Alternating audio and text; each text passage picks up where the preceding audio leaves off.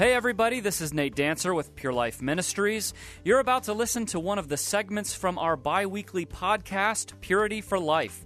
We take you where real life meets real Christianity as we tackle the tough issues for those struggling with sexual sin. We hope you enjoy. Jeff and Rose Colon have joined me in the studio. Jeff and Rose, good to see you again. It's good to Hi, be Mike. here, Good Mike. to be here. We want to talk today about an atmosphere of mercy in the home. Jeff, what do we have to say about that? You got an atmosphere of mercy in your home? I hope so. I try to.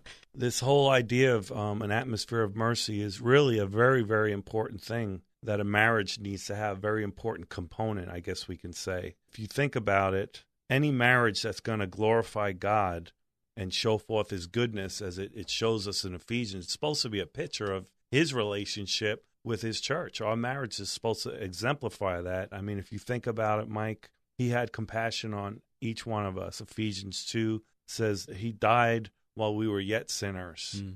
In light of his mercy towards us, is it too much for him to ask to show that same mercy in our marriage? You know, as you were talking about that, Jeff, I was thinking, of course, if there's an atmosphere of mercy in the home, not only is there going to be peace in the home, which every couple wants, but what a better testimony for others outside of the home that are watching that relationship. Exactly. And Mike, if we're in a Christian marriage, especially that's having difficulties, we're really going to find out how Christian we really are and how much mercy we have in our hearts towards our spouse. I've told my wife many times there is absolutely no reason why a truly Christian marriage should ever fail, even after something as devastating as sexual sin has occurred. Well, Jeff, let's talk about how do we go about creating an atmosphere in the home. And let's start with the husband. What are some of the things that the husband can do? I deal with this a lot with the men here at the program who have sinned against their wives. And one of the most important things I emphasize to them is to really be willing to bear their wife, not to be defensive and not to react in an unbiblical way, maybe to her fears or things that she's still dealing with from his lifestyle of sin that he was living out for years in that home, and to give her the same mercy that God has showered upon him. I know in my own household, Mike, when mercy's in the atmosphere, no fight, no disagreement, no wrong done to each other has any hope of surviving. The Bible tells us, don't be overcome by evil, but overcome evil with good. And I'm not saying your spouse is evil, but that's how we feel sometimes when we're wronged. And I know men can be a little touchy sometimes, and we really need to learn to put our wife's interests before our own and consider their needs more important than ourselves. Rose, of course, the husband is half the equation. How can a wife help to create an atmosphere of mercy in the home? Well, how she can create an atmosphere of mercy in the home is by being patient and long-suffering, especially I think of not only with her husband, but with her kids, because a lot of times wives will reach a limit with their kids and they start yelling or maybe belittling the husband before the kids.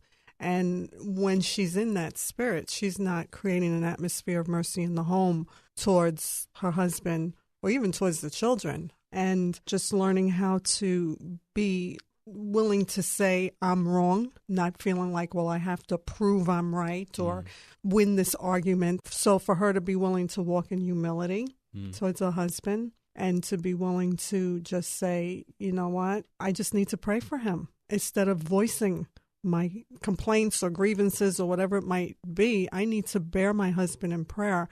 And as she's doing that, she will create an atmosphere of mercy in her home. Jeff, I know that developing an atmosphere of mercy in the home is a challenge for any couple. We all have to bear one another. Is there an encouraging word you can give to a couple that may be struggling with this? Sure. As I said earlier, Mike, marriage difficulties usually will come and do come in our marriage, and it's going to test us. And God's called us to go the narrow way. He's called us to be a disciple. In other words, to live and to walk as he walked, to love as he loved. And when we face those tough choices that goes against everything that we feel and perceive to be right, we'll really find out how much we love God. And one of the greatest needs in any marriage will be free-flowing mercy. So my encouragement would be, don't be stingy with the mercy God has given you. Let it blossom.